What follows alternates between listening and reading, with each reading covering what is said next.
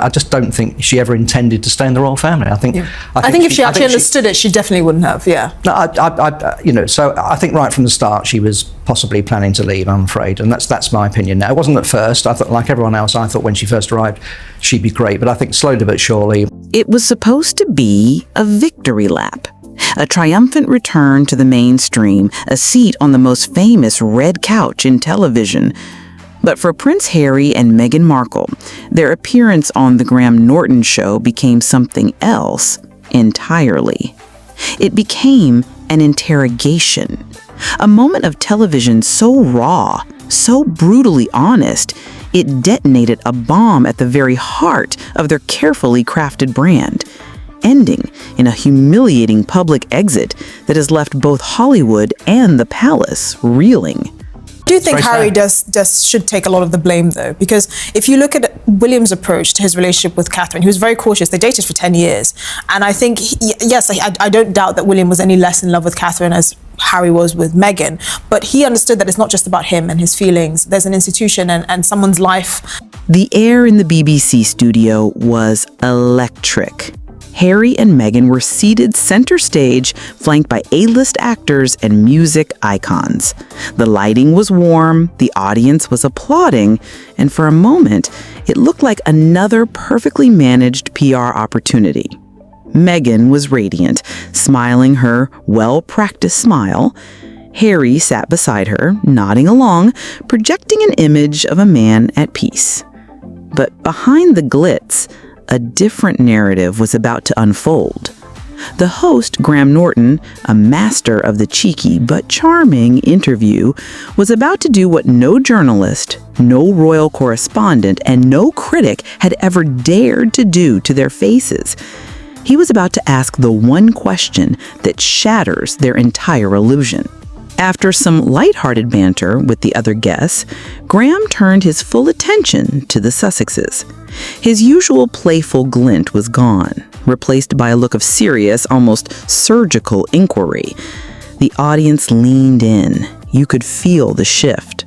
Well, I think Harry was very much, he'd lost a couple of partners in the past because I think things had gone wrong, or the press exposure, or the pressure. He was terrified of losing her. I think he was, he just wanted to lock her down. Yeah. And we are where we are. I mean, look, at the end of the day, they look like they were making a pretty good go of their marriage, because I suppose in their mind, they're kind of trauma bonded. It's wonderful to have you both here, truly. Graham began, his voice even and calm. He paused, letting the silence hang in the air.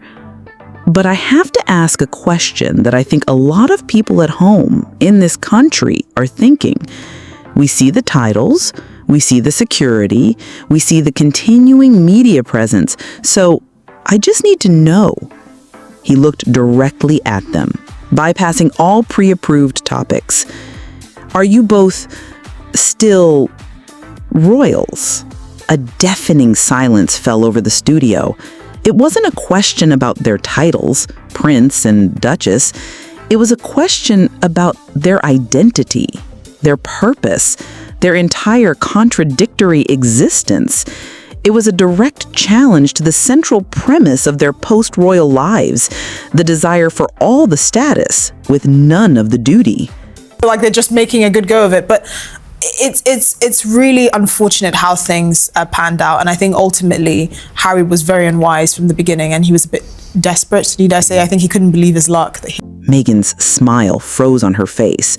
For a split second, the mask slipped. You could see the flicker of panic, the frantic search for a pre-rehearsed soundbite that could diffuse the situation. Harry's reaction was more visceral. He physically recoiled, his jaw tightening as a dark flush of anger crept up his neck. He looked like a man who had just been publicly stripped of his last remaining shield. Meghan, ever the performer, recovered first. She let out a small, theatrical laugh, a sound completely at odds with the tension in the room. "Well, Graham," she began, her voice dripping with forced sweetness, "I think what's important is the work that we do, the platform we have to—" Graham cut her off, gently, but with undeniable authority. He said, "With respect, that's not what I asked. You left the institution, you've been very public about why you left, but you seem to be holding on to the part that offers you status. So the question is a simple one. Are you a royal or are you a celebrity? Because in the eyes of the British public, it's becoming very difficult to see you as both. That was the final blow. It was the most important thing to her, and the Commonwealth, of course, as well. And it must have been absolutely heartbreaking for her to see, A, what was happening with Prince Andrew, and B, what was happening with Harry and Meghan leaving in her final years, and to cope with that as she was, approaching the end and Prince... The word celebrity, delivered with such devastating clarity, was the one label they fought so hard to avoid, even as their actions define it. Harry could no longer contain his fury. He leaned forward, jabbing a finger in Graham's direction. "I are who I are," he snapped, his voice tight with rage. "My family is my family. My birthright is my birthright. I don't think that's for you to question." But it was too late. The damage was done. The audience, after a moment of stunned silence, began to murmur. Then, from the back of the studio, a single person began to clap, then another. Soon, a ripple of applause spread through the room, not for Harry and Meghan, but for Graham, for the man who had finally said the quiet part out loud. Humiliation washed over Meghan's face. This was a catastrophe. She grabbed Harry's arm, whispering urgently to him. He shook his head, still glaring at Graham. In a move that left the other guests speechless, Meghan stood up, unclipped her microphone, and placed it deliberately on the couch. Harry, after a moment's hesitation, followed suit. Without another word, they turned their backs on the host, the guests, and the stunned audience, and stormed off the set. The cameras kept rolling, capturing every excruciating second. The empty space on the red couch spoke volumes. It was a visual metaphor for their entire operation, a void where duty used to be. I think, sadly, that is probably the thing that people won't forgive Harry and Meghan for, making her last years a bit of a misery. Yeah, and I think you mentioned earlier about this news is only coming out now. I mean, these were conversations that happened, 5 or 6 years ago. Within minutes, the story detonated online. Insiders at the BBC reported that the Sussexes PR team was in full meltdown, demanding the entire segment be cut from the broadcast. They called it a disgusting and premeditated attack. They demanded a public apology from Graham Norton. They received neither. Because Graham hadn't been malicious. He was honest.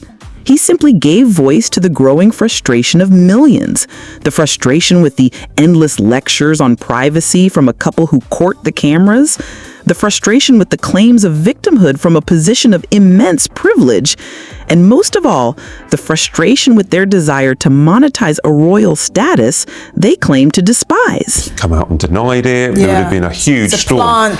Now we kind of just go, we kind of sit back and go, oh, well, yeah, we understand that probably happened. That makes we sense. can believe that story, yeah. But Meghan, on her side of the coin, when she did her Netflix show, for instance, she said, or I think when she spoke to Oprah, this public implosion is more than just an awkward television moment. It marks a profound turning point. For years, Harry and Meghan have been protected by a media ecosystem afraid to challenge them directly for fear of being labeled racist or biased. But Graham Norton is a beloved gay Irish icon, immune to their usual lines of attack. He didn't criticize Meghan as a woman or as a person of color.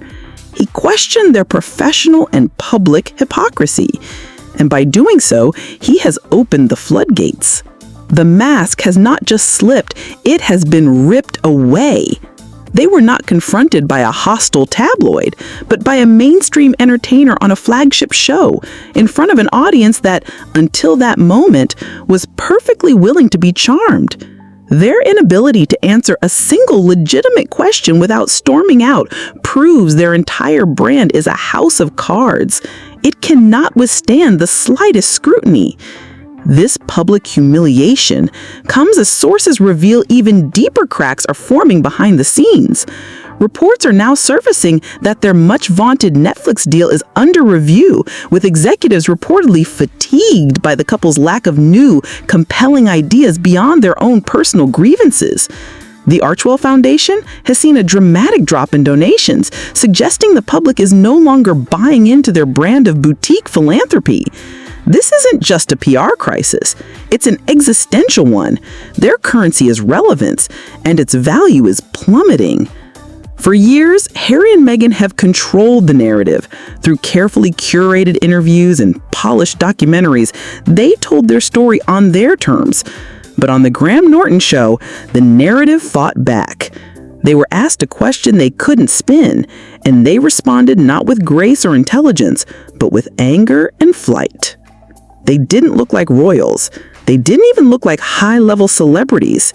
They looked like performers whose act had finally been exposed. So the real question now is not the one Graham asked, but what comes next? What happens when the world stops listening to their story and starts looking at the evidence? The illusion of their global royal status, so carefully constructed and aggressively marketed, was shattered in a few minutes on a red couch in London. And what's left is the cold, undeniable truth. You cannot leave the family and keep the crown. If you're tired of the double standards and the endless spin, you're in the right place. The story is far from over. Stick with us as we continue to pull back the curtain.